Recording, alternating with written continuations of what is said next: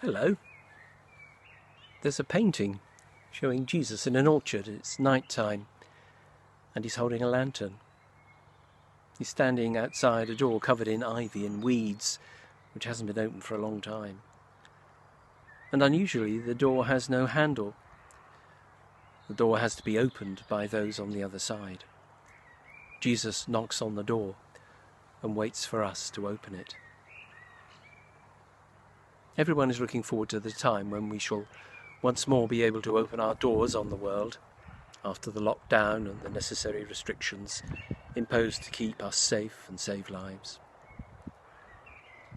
What kind of world will we discover when we enter into life on the other side? There will no doubt be varying degrees of concern and apprehension as we all seek to reconnect with familiar people and places. There will be the need to stand with those who have suffered loss and grieved for loved ones. We may need to consider doing things differently, and God may be thinking the same. I am doing a new thing. Do you not see it? Words from God recorded in the Bible by the prophet Isaiah. And a timely reminder for us that a feature of God is that God does new things.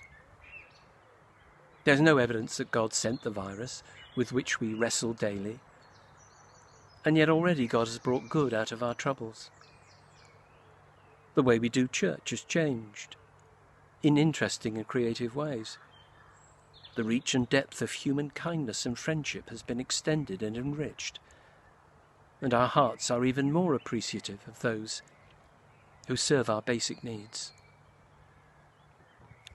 In John's Gospel it says, "The true light, which gives light to everyone, has come into the world with Jesus."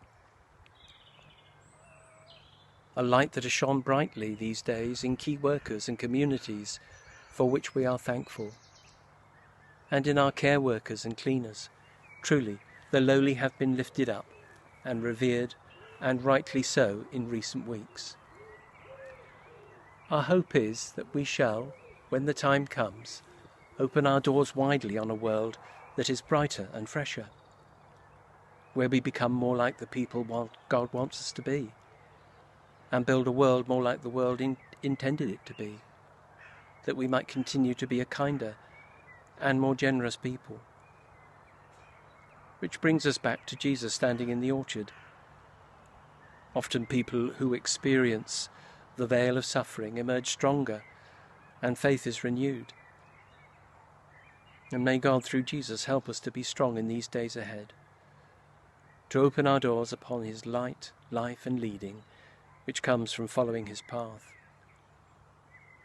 I leave you with some familiar words cherished by our monarch and appropriate for these times. "And I said to the man who stood at the gate of the year, 'Give me a light that I may tread safely into the unknown.' And he replied, 'Go out into the darkness and put your hand in the hand of God. That shall be to you better than light and safer than a known way.' So I went forth, and finding the hand of God, trod gladly into the night, and he led me towards the hills and the breaking of the day in the lone east."